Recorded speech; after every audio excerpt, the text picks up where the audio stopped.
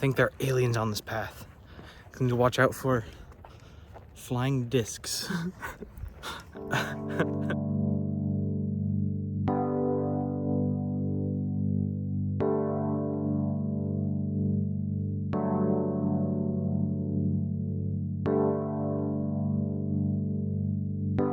I have a story that I've wanted to tell for about a year now, but I could never find the right way to share it or the right time to share it because the story just keeps going. This last year has been really formative. It's been hard. There's a lot of parts of it that have been very enjoyable, but a lot of the things that have been the most painful have also been the most good.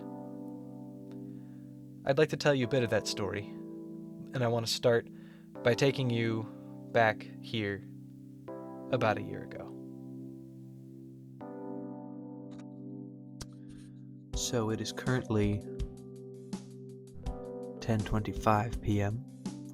and tomorrow morning I'm going to walk for 12 hours. Why am I wearing sunglasses, you might ask? My goodness, I cannot look with both my eyes. I must be very tired. No reason. I'm feeling a little nervous, but I have people who are going to meet me with food, and I have a bag packed with water. I'm curious to see what I'm going to learn. Alright, it is 6:03 a.m. Let's get ready and do this. What are you guys doing? We are taping my toes so that they don't fall off. Okay, we solemn band of three. Not for long. Yeah. So, how are you guys feeling? Cold. I'm excited and anxious for you. I know that God is going to strip away the layers. I hope not my layers. Lose your defenses, and it's going to be a beautiful thing. Yeah. Yeah. I'm anticipating this. But also there's only so much I can anticipate. Right. Until you go through it. Yeah. Bye. I'll see y'all in like 12 hours. Thanks. Let's not get hit by a car to start out this trip. Okay. Wow. It was kind of weird. Never really done something like this before. And by this, I do mean walking for 12 hours without stopping, but I also mean recording a video where I'm just being me. There's no character to hide behind or pre-written story. I found it somewhat intimidating to constantly be recording exactly what I'm thinking and how I'm feeling, and every little thing that distracted me or made me smile. And I love walking past this beetle. I walk past this often, it's so cool. Okay guys, I'm about to make my first street change. You ready for this? You ready for this? Yeah, you weren't ready for that. And there were plenty of opportunities to make myself smile or laugh, and hopefully you, as the audience, find myself just as funny as I do. Ah yes, the classic Simpsons fish. I'm trying to decide. I want to ask a question to everyone that I come past. I'm not really sure how I should navigate intersections. I guess I'll just kind of walk around until I get the walk sign. Because I'm trying not to stop. That's a major part of the goal. Yeah, I don't know. There it is. That's my favorite little man right there. My gosh, guys. This is so beautiful. Look at this. Wow. That is gorgeous. Wow. I love Springfield mornings. Okay, Tanner. What's up? What is one thing you wish everybody knew without it having to be explained to them?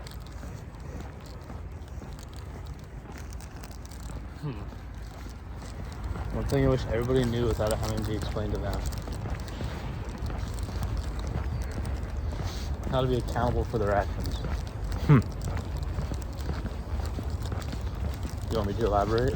Yeah, I kind Do of I do. have to explain it? You don't have to, but I would love it if you explained a little bit. I feel like it should be pretty self-explanatory, and it's extremely important for everybody to understand that the actions they take are their own, and there's no such thing as an action that doesn't beget some sort of consequence.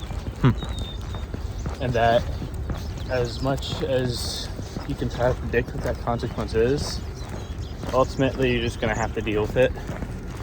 So you want to think carefully on what types of decisions you make with your life, whether it's one of the 1 million small ones you make every day, or whether it's determining what career path you want to go down, or who you want to be friends with, etc. And I feel like it's one of those things you can't really explain to somebody who isn't accountable for their actions, because by virtue of not feeling accountable, they will not accept your explanation. So it would be best if people could do it on their own. That's my TED Talk. Sounds like you've thought about this. Somewhat. It's really important when you're firefighting, because you can get people killed. So. Yeah. Well, thank you for your wisdom and breakfast. You're welcome. That guy is so generous. He just brought me 2 granola bars, or like a granola bar and a protein bar. He brought me a granola bar, a protein bar, and a banana. And he's got some good wisdom.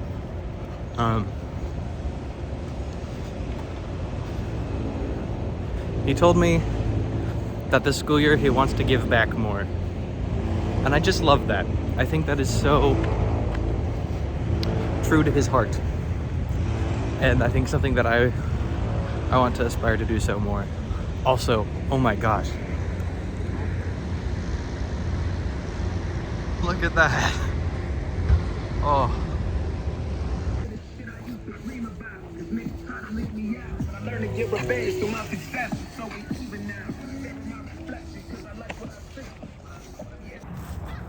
Pit stop. Why is this actually really nice for a public bathroom? At least where I'm from. And no, I don't have to pee, I just don't want to stop walking. Don't worry about it. So, having made it an hour in, I was feeling pretty good. I'd already overcome several challenges and had my first meal, and I had been wowed by the sights all morning. Wow. I remember having a lot on my mind, a lot of nerves of the unknown for this journey, a lot of other things going on in my life, my conversation with Tanner, and it was so lovely to feel like I had space to just process all these thoughts while I was walking. All right. Well, we will come back to this little 3-way crossing.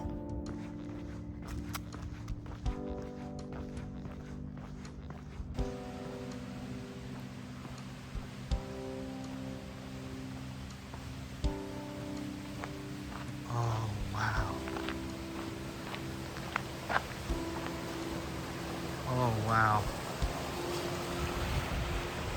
Well, too bad I can't stay. I'm so used to just stopping. And I think that's really good. And if there's anything that I'm starting to learn in this walk, other than walking as hard on your knees, it's that it's worth it to stop it. To just stop what you're doing and be present for a moment. When you think of it, when something stands out to you, or make a habit of it even when you're not necessarily thinking of it. Because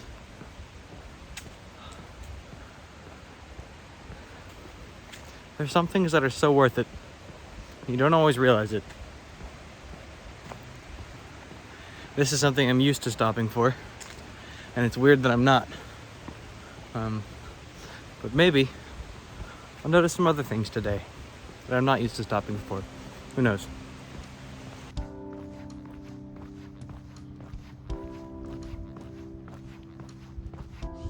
Oh my gosh, guys. I was just gonna put my phone away because I have like a few miles till I get to my destination, and look at this. My mom put freaking peanut butter cookies in my backpack. I will definitely be saving those for emergencies. But that's awesome. Thanks, Mom. I love you. Clearwater Park. There we go, down here. Well, that was fun. Guess head back.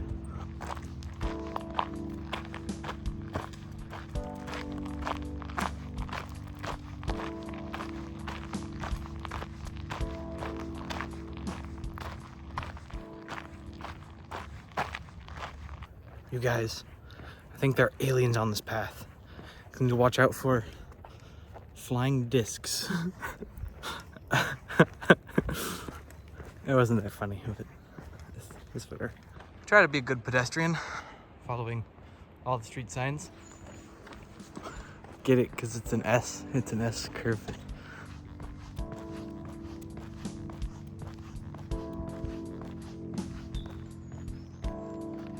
See? I told you we'd be back. And here we are, only we're going this way when we came from that way. It's about 2 hours in, and I'm starting to feel a blister form on my right heel, which is not great. I'll live. Trying to decide if I should try to tie my shoe again or like ask someone to bring me a bandage. I'm not really sure, but we just stick through it. It's also starting to warm up a little bit. I'm grateful that it was really cool now, but it was really cold, and it's probably gonna get pretty toasty too, and that's okay. That's what we signed up for. My cross-country team used to run on this path right here. This was usually the farthest out we ever made it, coming from the other direction. And just being out here brings back memories of sweating and heart pounding and pushing myself to my utmost capabilities.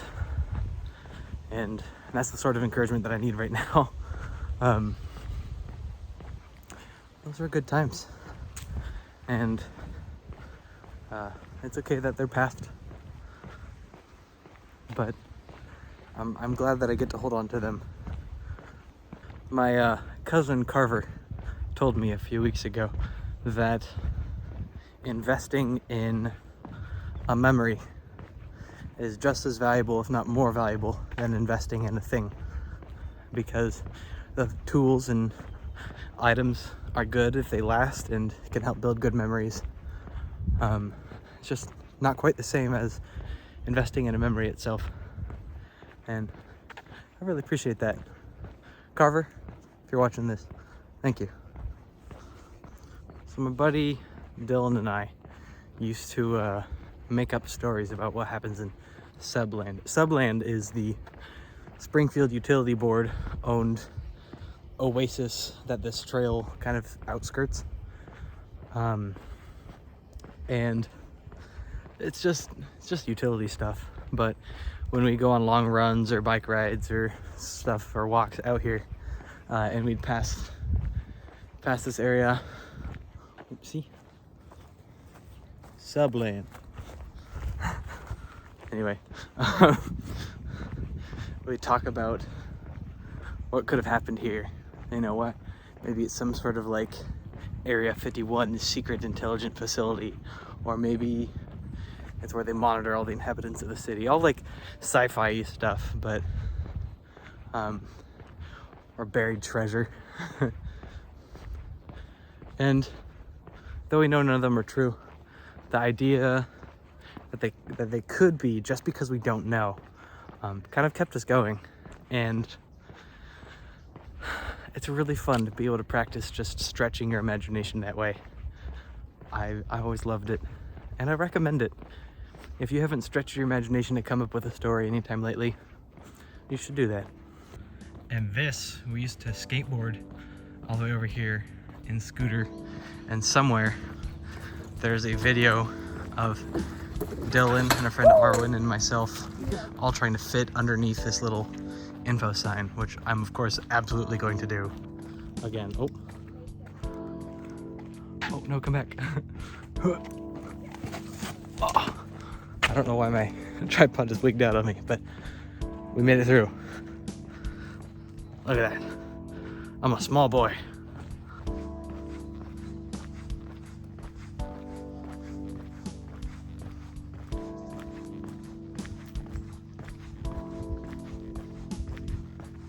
I always wanted to walk up here, but Dylan always said no because I could get hurt and stuff. But Dylan's not here right now. So here we go.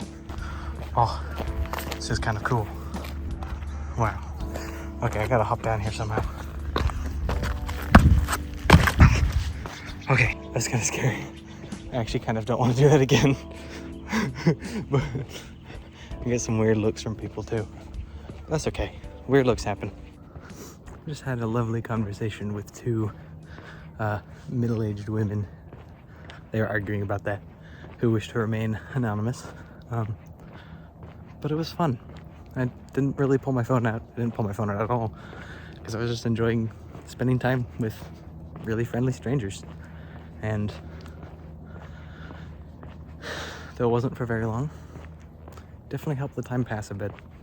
I was very grateful for them. So if they end up watching this, thank you guys. That was encouragement that I needed. Also, look how pretty this place is. Wow. I just love it. Okay, I've got to detour to show you guys this. This is so cool.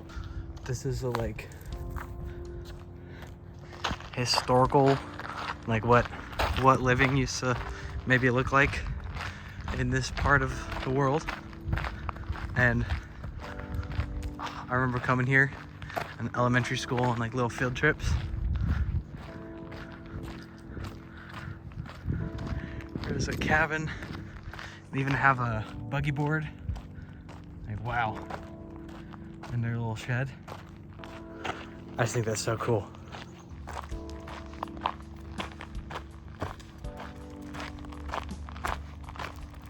Okay, we're coming up on the big hill. It's pretty big and pretty hilly. I've actually filmed a few videos on this very hill. One of them won me a scholarship, which I was very grateful for, obviously. And one of them was one of the first videos I worked on with Dylan.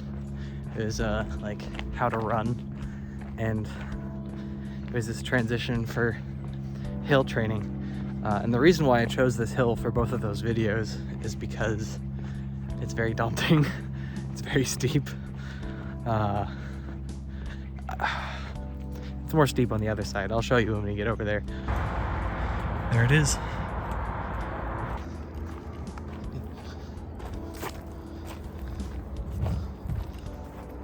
See, it is just about 10 o'clock, which has me at exactly a quarter of the way through. And how's that? How's that for a view? We're a quarter of the way through, huh? Yeah, it's a steep hill, but it's mighty worth it. Get a view like that. And thus concludes the first quarter of my quest. Getting to meet with Tanner was really encouraging, and it was exciting to see how many memories I have along this path. But I still had 9 hours left, and it wasn't getting any colder outside. And I still have 11.5 months to catch you up to today. But for right now, it's getting late, and I should go to bed. But I want to thank you for joining me for this part of the story, and I want to encourage you to try something that challenges you.